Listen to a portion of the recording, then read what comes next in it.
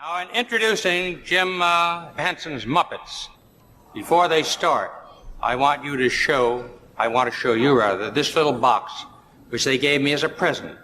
It contains, you won't believe this, but it's true, an instant rock and roll group. They just take it out of the box, you put it down here, and you stand pat. And it works.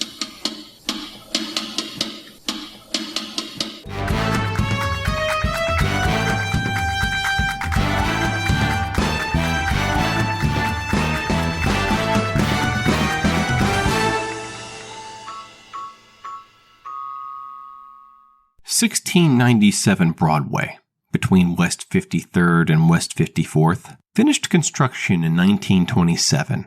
13-story brick and terracotta office building with a theater serving as its ground floor.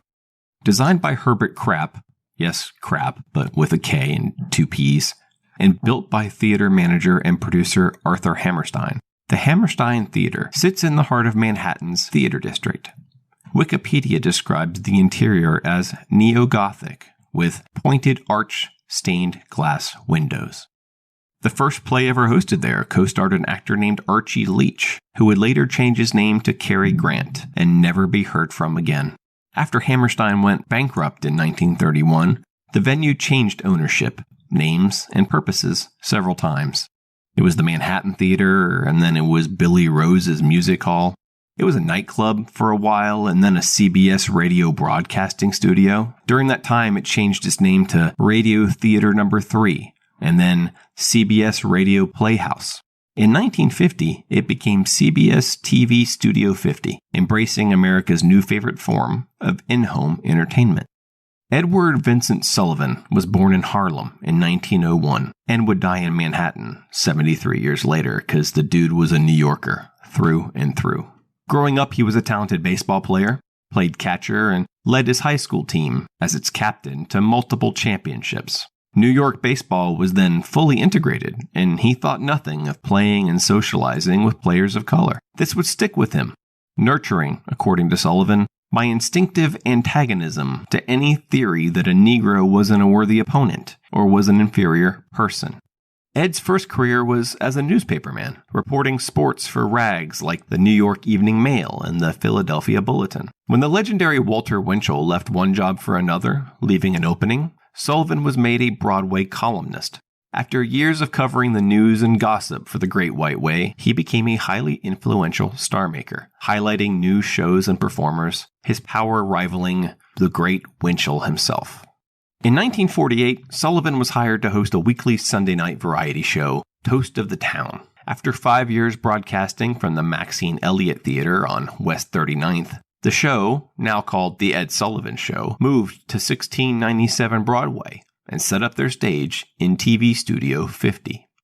Very quickly, Studio 50 would be renamed the Ed Sullivan Theater and would one day become the home of late night, both with David Letterman and Stephen Colbert. The early Ed Sullivan shows received terrible reviews, and the critics were savage when it came to its host.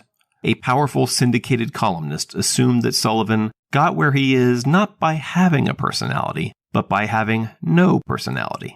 Ed's response letter to this was, "Dear Miss Van Horn, you bitch. Sincerely, Ed Sullivan." But she wasn't wrong. Ed had a fairly low charisma score. He wasn't an actor. He wasn't very funny. He was awkward, stiff, with bad posture. He had heavy bags under his bulging eyes and a funny, stilted way of talking that led him to pronounce certain words strangely. Time magazine once asked, what exactly is Ed Sullivan's talent? His talent, it turned out, was introducing America to the talent of others. He hosted 2 of Elvis Presley's first television appearances, although Ed was reluctant at first because of the singer's notoriously lurid hip gyrations. Most famously, the 4 mop-topped young men from Liverpool, whom Sullivan had, by chance, seen arriving at Heathrow Airport after a trip abroad. He witnessed the reaction from all the young people, the screams, the tears, the fervor, and realized it was Elvis all over again. The Ed Sullivan Show signed the Beatles for 3 consecutive episodes. The rest is, well, you know. Well, ladies and gentlemen, once again, The Dave Clark Five, The Animals, The Beach Boys, Creedence Clearwater Revival, Janis Joplin, The Rolling Stones, The Doors, The Mamas and the Papas, and a 13-year-old violin prodigy named Itzhak Perlman would also perform on the show, many making their television debuts. Sullivan was also pretty cool when it came to artists of color. Throughout the years, he would feature black talents, presenting them to white America, and ignore any criticism thrown his way by the ignorant. Guests included the Supremes, Louis Armstrong, Harry Belafonte, Diane Carroll, Ray Charles, Count Basie, Bo Diddley, Ella Fitzgerald, Lena Horne, the Jackson 5, Lou Rawls, Nina Simone, Sly and the Family Stone, Dionne Warwick, Stevie Wonder, and many more. I was talking to young Jim Brown, James Brown. He was telling me that his rhythm and blues are rooted in Southern gospel singing. Now, he's a Southerner, of course. He was born in Augusta, Georgia, where he worked on a farm, picked cotton, worked in a coal yard, and always sang his songs. So we are delighted to present James Brown on our stage on this show. So let's have a fine welcome for a very fine talent. The most important thing, Sullivan said later, is that we've put on everything but bigotry. When the show first started in '48, I had a meeting with the sponsors. There were some Southern dealers present, and they asked me if I intended to put Negroes on. I said yes. They said I shouldn't, but I convinced them I wasn't going to change my mind. So Sullivan, despite his ill-fitting suits and almost Uncle Fester-like demeanor, seemed to be a pretty groovy cat, at least by mid-20th century standards. Chad, this is all really interesting, but what does this have to do with the Muppets? I'm getting there, Nick. Good grief. Between 1966 and 1971, Jim Henson and the Muppets made 25 appearances on The Ed Sullivan Show, not including the Great Santa Claus Switch, which we'll talk about next week. On their first appearance, September 18th, 1966, Sullivan introduced the act as Jim Newsome's Puppets. Not the best start, but the relationship would continue, and the Muppets would become a highlight of the show's legendary run, slightly behind Elvis and those pesky Beatles, I guess. Muppets Magic from the Ed Sullivan Show, a collection of most of the Muppet appearances, was released on DVD in 2003. Let's take a look at it.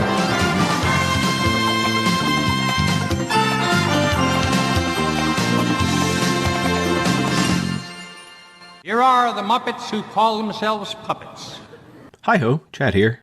The goal of this podcast is to watch nearly everything that Jim Henson and the Muppets have ever made. Why nearly?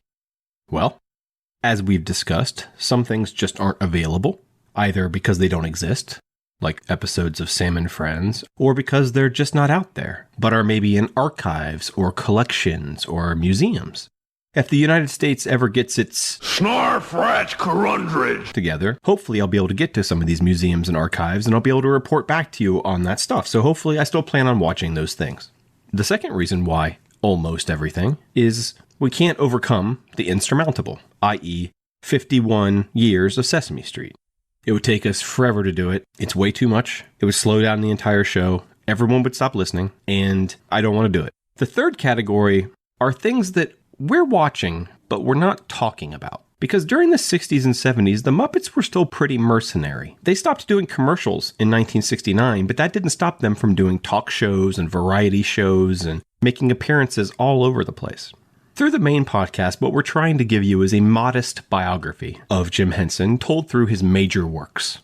Along the way, here and there, we're going to mention things that he did here and did there, but there's not time to talk about them on the main show. So I had the idea that maybe for bonus episodes. I don't know how regular these will be, but they won't be uncommon. I have a lot of ideas for them. Before we get started, I would like to say that a lot of the information for this episode I found on either Wikipedia or the Muppet Wiki. So consider their sources my sources for this episode. Now, I've double-checked things and cross-checked things and found new stuff, but just so you know, a lot of this stuff I got online. Tonight, I'm going to talk about The Ed Sullivan Show. What I'm going to do is I have my Muppets Magic DVD. Yes, I actually own the DVD.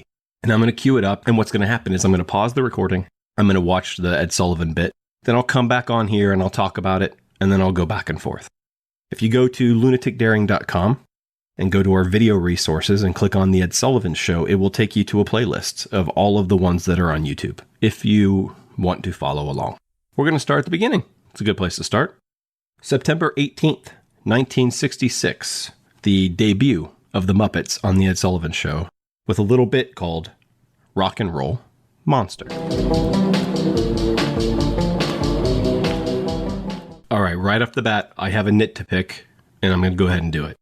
In 1966, when this debuted, Ed Sullivan, not known to be the most eloquent speaker, introduced the act as Jim Newsome's Puppets. Now, that's awesome. But on this DVD release, they have overdubbed Ed Sullivan with Ed Sullivan saying, Jim Henson's Muppets. And I would like to say, release the Newsome cut. I would like to see the original, please. Anyway, Rock and Roll Monster. Sullivan takes this little box and he puts it on a stage, and what grows out of the box inevitably is a three-headed monster. But they're not just a three-headed monster, they're a three-headed monster rock and roll band. They spring to life one at a time from this blob of fur with their instruments. The three heads are being performed by Henson, Oz, and Jerry Nelson. Gotta be real sweaty in there, like they're right on top of each other. The song is called Rock It To Me by The Brothers. That's Bruthers. They were a New York State garage band from the 60s that I believe they were signed with RCA. They put out a couple singles. This was not one of them, though. I have found conflicting reports, but this is the only known recording of Rock It To Me by The Brothers. Some say that this was an unused track by them, because their big hit, Bad Way to Go, was also 1966. And then I also read another source that said the song was written for Henson and the Muppets to be on Ed Sullivan. But it's a cool 60s rock song, and these puppets are just rocking along to it, and it's a really cool looking monster as it unfolds. And then as the song ends, it folds back in on itself, back into the little box. And then a character known as Sourbird, who I think was from like the Crown Royal commercials and later would show up on Sesame Street, just as like bird guy, and he comes out and he eats the box. And that's the end of it. It's a nice first appearance for the Muppets. So next up on the DVD is I Feel Pretty from April 30th, 1967, which really upsets me because that means this DVD is not going in chronological order, but we'll power through. Once there was a girl named Amanda. Now Amanda was, well, she was not spectacularly beautiful. Oh boy. So with I Feel Pretty, it's not really, they're not singing the song from West Side Story. It's kind of a musical score underneath it. But it's about a puppet named Amanda who is ugly. It's funny, it's narrated by Jerry Jewell. He's telling it like this is some weird fairy tale. And so Amanda's an ugly puppet, and the narrator walks us through how she becomes beautiful. What's clever about it, Amanda literally molds her face as a puppet to become more beautiful. She shrinks her nose down with her hand. She pumps herself up so that she's long and skinny. You know, she gives herself eyes and a mouth, and then she's pretty. This is a variation on a bit that we have seen and we're going to see in other stuff. They will do this a lot with the Southern Colonel character, where they'll break the fourth wall in a way and show you that the puppets are really just pieces, and when they're put together in the right way, they create different characters. Anyway, this one's okay. She makes herself feel pretty. She meets a guy named Conrad Love, and is voiced by Jim Henson at his most pompous. I am Conrad Love. And you, Amanda, are spectacularly beautiful. And then they hug, and I guess that undoes all the things she did to make herself pretty, and she's ugly again. And then the narrator comes in, and the narrator is also ugly in the same way that Amanda is, and says, I like her how she is, or whatever. It's fine. I don't love this one, honestly. I actually think it's kind of boring. Also notable in this one, though, is Jim comes out at the end of it. On several of these, you're going to see this, where Jim comes out and shakes Ed's hand at the end of the sketch. He's wearing like a brown sweater, and he's got his beard's pretty tight. It's his beard looking pretty good this time around. And he comes out and gives Ed a handshake. He always seems a little awkward about it, but as time goes on, he gets more comfortable. Next up, from November 30th, 1969, so again, out of order, comes a classic that we all know, Manamana. Here's the thing about Manamana. The song actually comes from a Swedish Mondo film, which is kind of a exploitative documentary, usually about sex, called Svezia, or Sweden, Heaven and Hell. If anyone is seriously interested, from a scholastic point of view, he can pay the modest sum of 1 krone and visit the sex shop, a sort of national library of pornography. Shelf after shelf stacked with publications in all languages, banned in other countries of the world. The story is that Jim and Frank saw this movie. You have to remember there were times in the 60s and 70s where so-called erotic films were mainstream entertainment for people to go see. They went and saw this film, and Frank walked away with, some thoughts about it. And Jim came away with... If the Salami Club is the tired face of Sweden, a society which has sacrificed so much to the paganism of physical life, here is the other, the brighter side of the coin.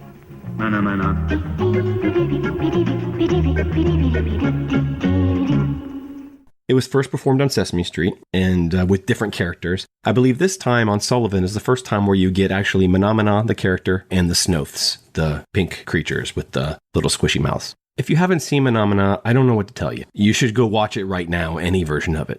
It is the Muppet sketch. This one's a little lower energy, I'd say, than the Muppet Show version or even the Sesame Street version. Jim seems to be a little more low-key. There's a couple beats in it that aren't in other versions. Just like all the versions are really the same, but they have different beats here or there. One funny thing is there is when Menomina, goes deep into the background away from the Snoths. In this one, you can see Jim's arm and then a little bit of his head pop up in the frame, which I thought was cute. What am I going to say, man? It's the best, right? Everybody knows Menomina. And this is the second time and the first time that it was done with these puppets. Frank Oz with a hand in each Snoth and Jim Henson doing Menomina in perfect harmony. And it's only going to get better. Let's see. What's the next one the disc is telling me? A Change of Face, March 30th, 1969. So A Change of Face is literally the Southern Colonel bit. This was done on the Muppets on Puppets documentary. It's in the same family of sketches as I Feel Pretty. And this one stars the Southern Colonel character. And he's on stage with a guy named Rex Robbins, who is a character actor. It looks like he did a lot on the stage. To me, the best credits I can find for him is he was in the movie version of the musical, 1776. And apparently his last film was he had a tiny bit in the Royal Tannenbaums. But Rex Robbins was, he's a character actor. And so he's on stage with the Southern Colonel. Jim as the Southern Colonel, and Frank, it's a live hand puppet, so Frank's got the right hand. And Rex is trading out pieces of the puppet face. And as the faces change, Jim changes the voice and the character. First he starts off as this old man character. I think I know what your trouble is. No, you don't know. Yes, I think I do. He don't know. Yes, you've let yourself get into a rut. He did know, too. Yes. Then they take all of his stuff off and he's just down to basically some eyes and he looks really young like a baby. And so Jim gives him a young voice. Then they put some hair and sunglasses on him and Jim makes him talk like a hippie. Then they take that off and they move his eyes up on his face and he looks more erudite.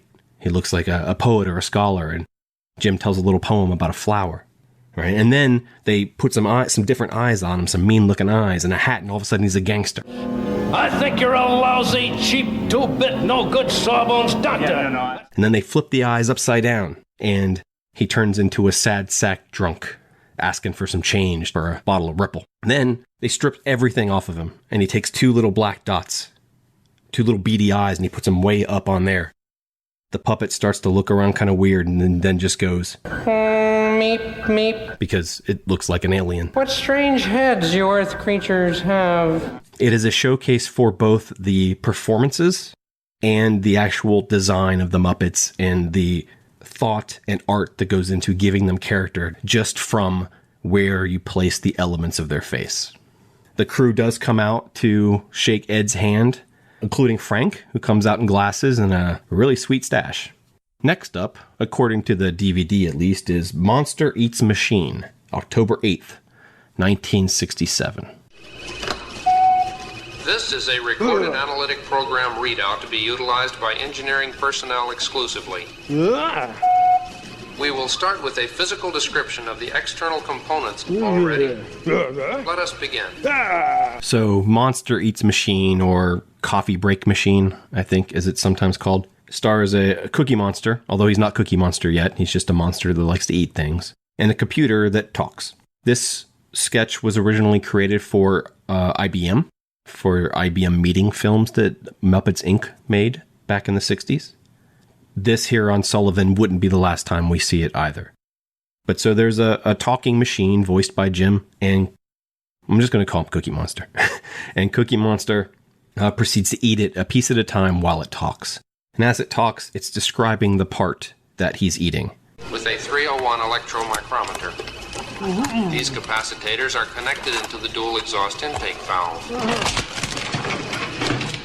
The quantum polarization of the energy transfer involved herein results in the emission of a small amount of gaseous methane.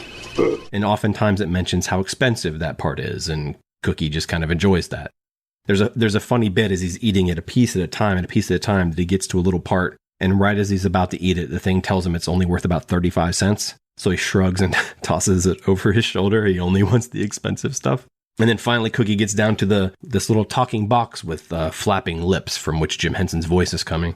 And he shoves that in his mouth too and swallows it. And then it keeps talking from inside of him. And this is how it's different from the original IBM film. The voice says, "Nothing can keep this machine from performing its primary function, which is to be the most powerful exploding device known to man." Funny stuff. Christmas Reindeers, that aired, shockingly, December 22nd, 1968. A bunch of reindeers hanging out. It's Christmas Eve and it hasn't snowed yet. And they're worried about trying to figure out how to make it snow because there can't be Christmas without snow. And they end up doing a reindeer snow dance at the end to summon the snow. And it works. It's mostly just an excuse for some pretty bad, but like Muppet bad jokes. I refer to the fact that it's only 3 days till Christmas and it hadn't snowed yet. Oh, yeah? Hey, it hasn't snowed yet. That's serious. Yeah, snow joke. That's beautiful. Company, turn hot! Now listen, you branch brains. If there's no snow, we won't be able to deliver the presents on Christmas Eve. How about we just mail them? Hey, that's not bad. Yeah, why not? Hey, I got an idea. Yeah? Well, if there isn't any snow, maybe we could get some snoo and spread it around. What snow? Wait a minute! Don't tell me nothing snow. What's snow with you? Yeah, that's right. Like some of these jokes are going to come back. Some of these kind of one-liners are going to come back. It's not a spectacular piece. I think I hear Jim's voice in there, but I know I heard Jerry Nelson's as well. It's fine. It's not one of my favorites, but it's fine. Next up is Scalop Falop from November 24th, 1968. I like this one. You got this like alien-looking dude in kind of a bubbling cauldron almost. And he pops up and he says, and then another one pops up and says, then another one pops up and says, and they don't like that. So the one that says, is like chasing the one that says, I don't know what the point is, but it's funny. And of course, when one shoots another, it's basically like they've got these snozzes, right? And so it's almost like a fire extinguisher shooting out of their snoz, that kind of classic Muppet kind of violence, where it's just a puff of like smoke or foam. And eventually, of course, while the is bullying, eventually the gets the best of, and we get our ending where the bully gets his comeuppance, because that's how these things end. So next up, it looks like we're going to get Big Bird's Dance, December 14th, 1969. So I don't really care for this one, Big Bird's Dance. It's just what it is, right? It's Big Bird dancing along to The Minuet of the Robots by Jean-Jacques Perry. And he dances around, and then there are some women in like sweaters and stuff that are like bird watching, and they're following him around, and they're dancing, kind of.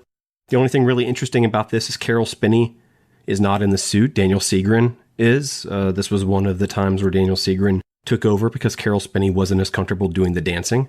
But if you watch it also, Big Bird doesn't talk.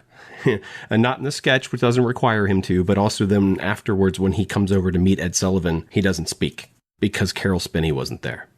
It's definitely my least favorite. It's not even funny. It's just here to promote Sesame Street. This is December 1969. Sesame Street is on the air. So this is just, hey, let's get Big Bird on the show. Next up is a classic, The Art of Visual Thinking. And this one aired on October 2nd, 1966. It's impressive, and it's a classic Muppet bit.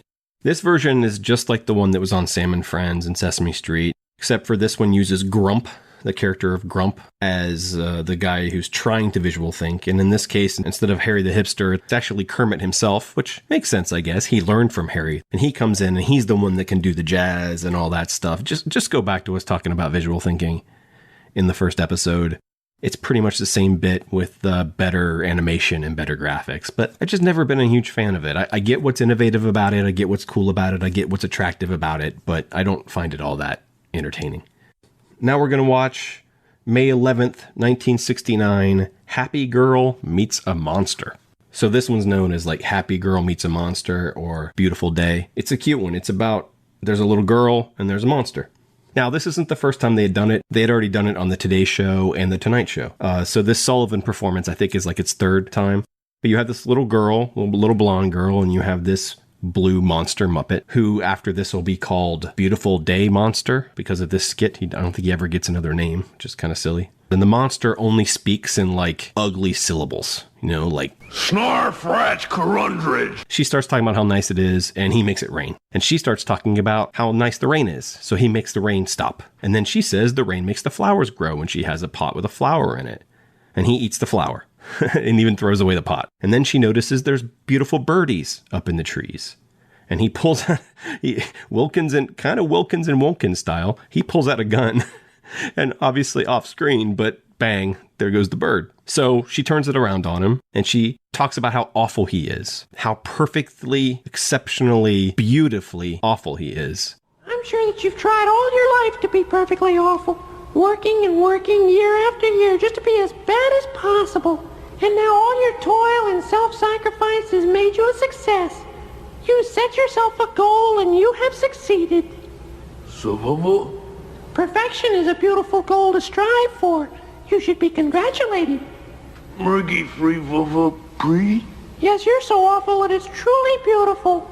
You're a perfect example of beautiful awfulness. Mer personality, Gurful Snoo? And as she's telling him that, right, he's shrinking. And that's the real innovative part of this, is that he's shrinking. Now, I watched it a couple times, and I can't 100% figure it out, but I think in the monster's hands are hidden extra faces for the monster. So as she is telling him all the beautiful things about him, and he's shrinking, you'll see Jim kind of pulls the puppet together, and then a smaller head pops out that used to be an arm. And they do this like twice, and so it's really, I haven't been able to find any more detail about it, but it's a really tricky piece of work back there to make this monster in front of an alive audience shrink. When it gets down to its smallest bit at the end, before she hits him with a fly swatter, it cuts away to the little girl and then back to the little version of the monster. I don't know. Maybe there was a mistake on set at the time, but the cut definitely seems to be hiding the last transition to the smallest monster. So I don't know how that was done in front of a live studio audience, unless it's just kind of like,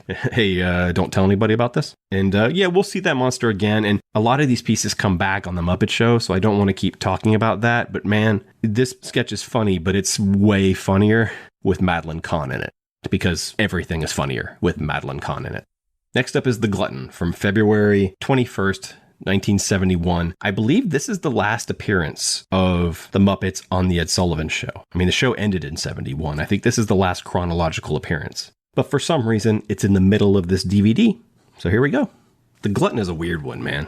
Kind of reminds me of the Mr. Creosote bit from Monty Python's Meaning of Life. It's only a wafer thin. There's a really big fat dude, a glutton, who is a live hand puppet, so he's operated by Jim in the head, and again, Frank doing the right arm. Like, he's just this fat guy, and he's got a bunch of food on the table, and he just eats to this music by Joe Raposo. And at the end, he tries to crack open a little nut, and then the little nut turns out to be sentient, and the nut shrinks him down, and then another version of himself comes along and eats the little version of himself.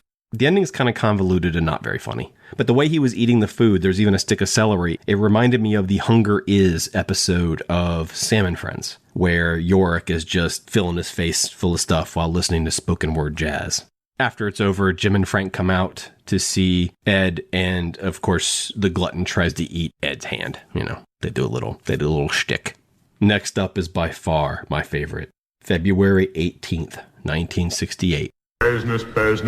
Business. All right, so I'm going to try to walk you through this one. They're these little tube-like creatures. Let's just call them kind of uncircumcised anemones. They pop up into the screen and they say, business, and just shouting out business terms. Long-term growth, increase in rent, potential inflationary increment. Registered securities, money spent, compatible diversified options lent. Business. But then these little ones pop up and they say love or beauty. It ends up kind of this war between the ones that are going business, and the ones that are asking for peace and brotherhood and love and all these things. romance, profit, Friendship. income, Beauty. money, Joy. cash, income, Faith. profit, Brotherhood. business, Tenderness. business. So finally it comes to a confrontation and the business ones shoot again with those kind of fire extinguisher heads. They shoot the little guys, but they miss. And the little guys who are all about Friendship. Love. Peace. they fire back and they blow the business guys out of the screen. Then, though, is the kicker. Peace, love, brotherhood, joy guys start singing Peace. Success. Victory, Opportunity. comfort, Security. benefits, growth, wealth, diversity, Dividends. Profit. Capital. Economy. business, business, business, business. Man, I love this sketch. It's so cynical. It's so cynical, but the end with so good. By far my favorite of the bunch. By far. This next one, though, is definitely not one of my favorites. It's a Santa Claus routine with Arthur Godfrey from Christmas Eve, 1967. I'm going to watch it, and then I'm going to Google Arthur Godfrey and figure out who he is. Okay, I looked it up, and Arthur Godfrey was a broadcaster, a TV guy. He played the ukulele, but he also had a TV show called Arthur Godfrey and His Friends that ran from 1949 to 1959. And apparently Jim and Jane Henson, i.e. Muppets Inc., i.e. Sam and Friends, made an appearance on that show. I'm not sure it's available, but I'll go looking for it. Godfrey plays Santa Claus, and he's talking about the good little girls and boys and stuff, and these monsters show up to steal his packages. And then he kind of gets to know the monsters and tells them, you can't steal this stuff. I'm giving it to you. I'm Santa Claus. And they're kind of like, well, you can't give it to us. And he's like, I'm Santa Claus. And then they sing a song together. So the monsters are Thudge, Scudge, Snurk and Snork, which are kind of the same creature, and Gleep. All of these monsters would appear on Sesame Street or The Muppet Show or something. You know, you're not going to let these things go to waste. They're just cool monsters.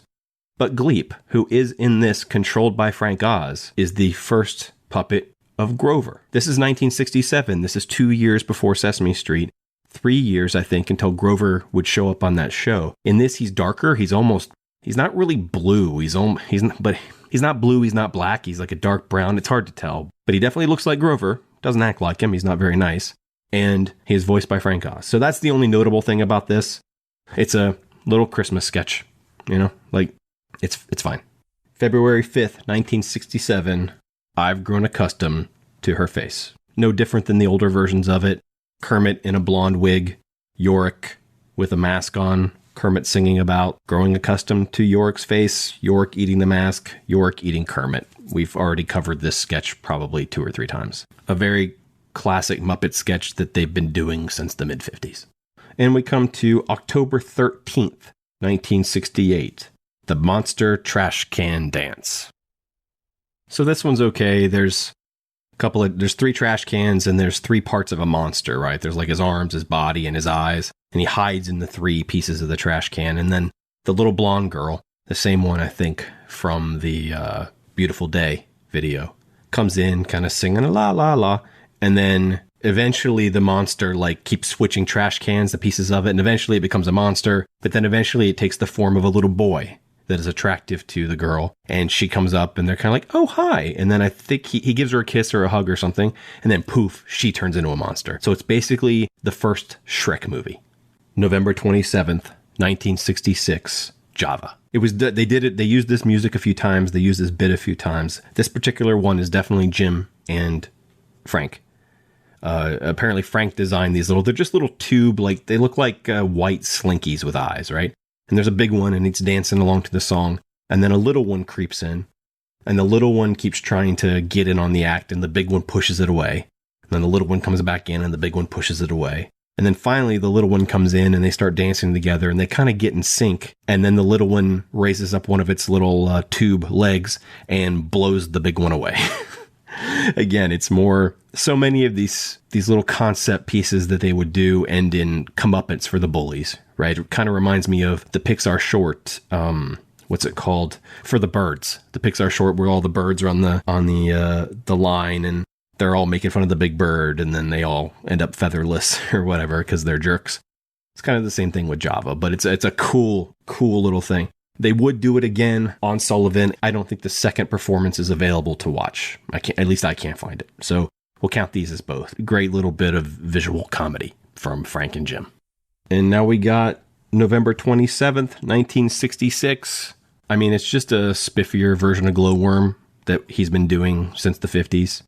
Kermit on the ledge eats a worm, eats another worm, and then eats another worm, but that worm ends up being the nose of a very big monster that eats him. We've gone through Glowworm before.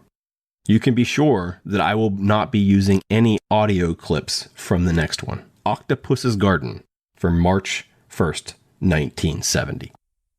So this is a great one, but it is sung to a Beatles song. So no clips. Basically, you've got an octopus who's real obnoxious, played by Frank Oz, and you've got like a diver who's, I think, played by Jim. And the diver, who's like a little kid, is trying to sing Octopus's Garden by the Beatles, one of Ringo's songs.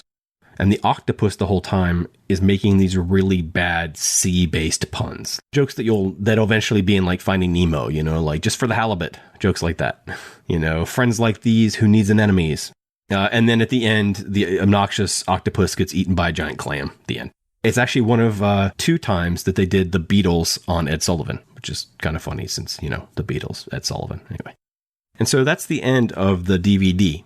But there are a few more pieces out there that I'm going to pull up. And these are on YouTube. So I'm going to go on YouTube and I'm going to pull up a couple more that didn't make it onto Mr. Sullivan's DVD. First up is Monster Family, October 23rd, 1966. Dear sweet lovable daddy. What?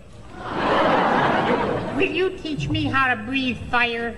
No, not until you're 16. Why not? You're too young to smoke. So this one's cute. It's just kind of a monster who's not that... I mean, he doesn't really look like King Plubus from Saturday Night Live, but, is a monster, and his son, that Jim plays the monster, and Jerry Jewell is actually doing the son. And basically, the son is asking his father for advice on how to be a monster. Because when people look at a monster, all they see is a thing of slimy, scaly, hairy, loathsome ugliness. Oh, yes, yes. They don't appreciate our good qualities. I thought those were our good qualities. Oh, no, son. Why, deep inside, a monster is just a heap of happiness. Aww. A blob of beauty. And a lump of love. And it's pretty cute.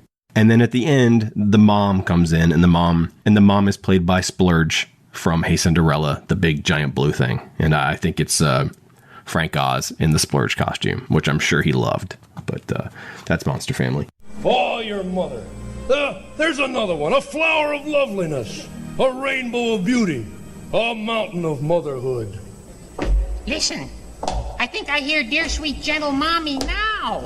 Your mother. We better get out of here. But I thought you said... Never mind what I said. Run for your life. Hi, Mommy. Help!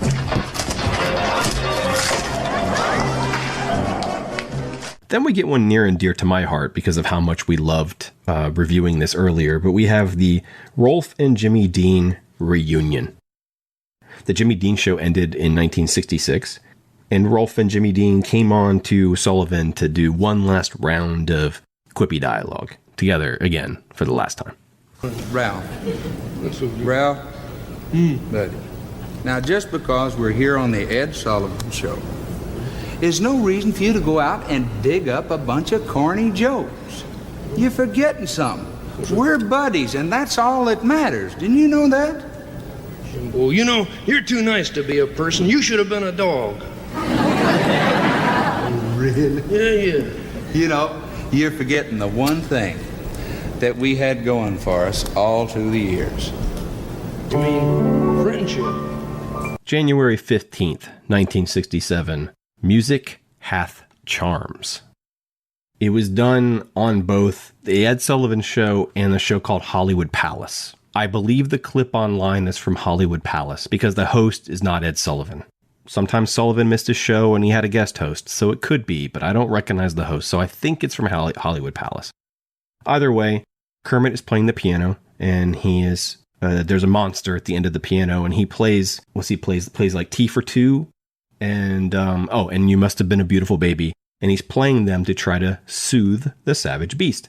And the monster keeps kind of getting closer to him and growing and expanding and all this stuff. Kermit does manage to keep the monster at bay. And then at the end, during the applause, after he's finished playing, his piano turns out to be a monster. And, he eats him. Of course, the piano eats him. According to the Muppet Wiki, it was also done on one of the Sesame Street test shows, which I have not seen. And then another one that's harder to find is What Kind of Fool Am I? May 31st, 1970. All right, this one's pretty funny. Kermit is trying to play this song, What Kind of Fool Am I? Which I think is from a musical or something, I don't know. And he's trying to play the piano. He's in his tux. It's a very kind of, schmaltzy love song. And then a puppet who we have previously seen, known as Gleep, although this is May of 1970, and Grover debuted as a character on Sesame Street at the beginning of season 2. So I'm guessing that he was already Grover by now, because he kind of talks like Grover, and he's definitely played by Frank Oz. And basically all it is he keeps interrupting Kermit, wanting to sing along, wanting to play a banjo along with him, acting dramatically. He just keeps, in his enthusiasm for Kermit's performance of this beautiful song, he keeps annoying the hell out of him. Oz is chewing up the scenery in this one, and it's hysterical. And then at the end, a bunch of random monsters that we've seen before come out, including another one that looks like Grover, so that could be the original Gleep puppet, but I'm not sure. The Wild String Quartet is from January 17th, 1971. It's difficult to play a string quartet when there are only 3 of us. Beagleman, our second violinist, hasn't shown up yet. We'll start without him. Gentlemen, 1 and 2 and... So this is just like a proto-animal sketch. We will see this idea with Animal many times in the future, including, I think, one of the best Muppet musical moments ever.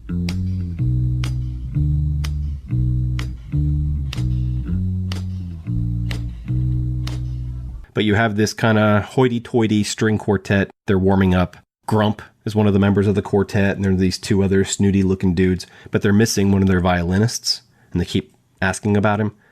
And then their replacement violinist shows up, but it's actually Menomina. Hi there, guys. Hey, listen, I'm sorry I'm late. See, Beagleman couldn't make it. I come in Hey, man. Hey, whenever anybody sees this thing here, they know it represents me. You know why? What? Because it's my symbol. And instead of playing a violin, he plays drums. And of course, he's completely off. He wants to play jazz, man, and he's doing crazy things. He wants to swing. And by the end of it, the whole quartet is swinging along with his beat. We can't possibly play our music with you playing that drum. Oh, go ahead, man. I don't mind. Hey, just get with it, though, and try to make it swing a little bit, From the top.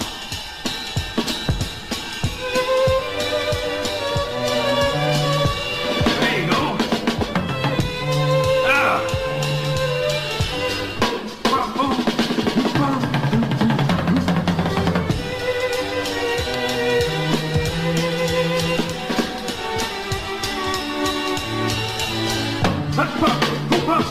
Take it, come on.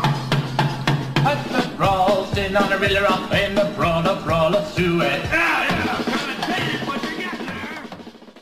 Just imagine Animal doing this, and you've seen it before, but always very funny. First done on the Today Show. This was the second time they tried it. The only other one that I have, except for some of the repeats that I have listed, is apparently they did a bit where a band sings Come Together by the Beatles. And it doesn't surprise me that that's not available anywhere because, it's Beatles music. Although, Octopus's Garden is on YouTube. That's all the Ed Sullivan appearances. Next week, we're going to talk about the great Santa Claus Switch, which is kind of an extra long Sullivan appearance. They actually take over like the whole hour. I hope this was at least somewhat informative about these. This is a first time doing this bonus episode, so we'll see how it works out. Please check us out at Lunatic Daring on all your social media platforms, and of course, lunaticdaring.com, like I said. The Ed Sullivan Show was canceled in June of 1971. He wasn't happy with the decision and refused to do a final goodbye show, although he did return for a reunion show a couple years later. In late summer of 1974, he was diagnosed with an advanced case of esophageal cancer. His family chose to keep this a secret from him, despite doctors giving him a very short time to live. Thinking it was just his ulcers acting up again, Ed Sullivan died 5 weeks later, on October 13th, 1974, 2 weeks after his 73rd birthday. You can see his star on the Walk of Fame on the north side of the 6100 block of Hollywood Boulevard. A long 6 or 7 block walk from the Chinese Theater, with Lucille Ball, Gregory Peck, Rock Hudson, and Gene Kelly amongst his neighbors.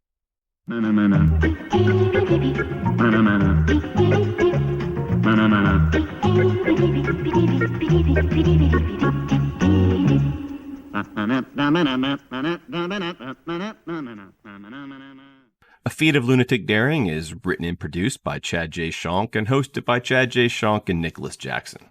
Music by Seth Podowitz. And a proud production of Antithesis